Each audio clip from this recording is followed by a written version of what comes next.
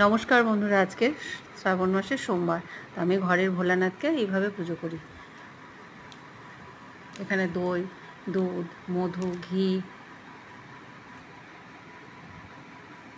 অগুরু সব রকম নিয়ে নিয়েছি। 5 রকমের ফল, বেলপাতা, ফুল। তো আমি এইভাবে ঘি মধু আগেই মাখিয়ে নিয়েছি, একটু দই মাখিয়ে।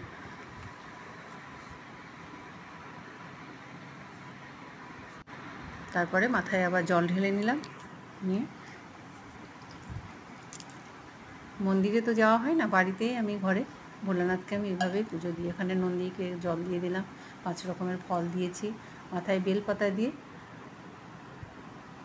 তারপরে একটু দুধ গঙ্গা জল দেবো, একটু ধূপকাঠি দিয়েছি, দুধ গঙ্গা জল, দুধটা দিয়ে অল্প করে দিই, ছোটো জায়গা।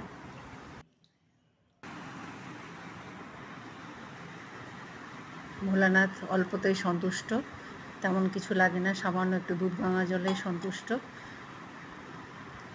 এখানে ভোলানাথের কাছে আমি পান সুপারি দিলাম, পান সুপারি দিয়ে আগেই দিতে হয়, যেন দেওয়া হয়নি। আর এখানে একটু ফল, গোটা ফল যেহেতু দিয়েছি অল্প করেই কেটে দিয়েছি, একটু কাটা ফল দিতে হয়।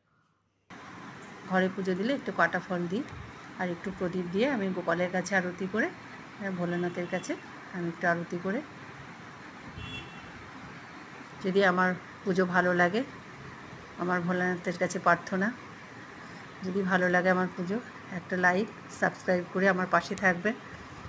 সকলে খুব ভালো থাকবেন, এটাই আমার প্রার্থনা। আমার পরিবারকে নিয়ে আমিও খুব ভালো থাকি, সুস্থ থাকি। আমার পরিবার নিয়ে আমার সকল বন্ধুদের পরিবারও, আমার বন্ধুদের পরিবারও সকলে খুব ভালো সুস্থ থাকবেন, সেই প্রার্থনাই করি ঈশ্বরের কাছে, দেবাদিদি মহাদেবের কাছে। এটা বাবার জন্ম মাস, শ্রাবণ মাস, সেই জন্যে যা চাই সেটাই বাবা পূর্ণ করে আশা।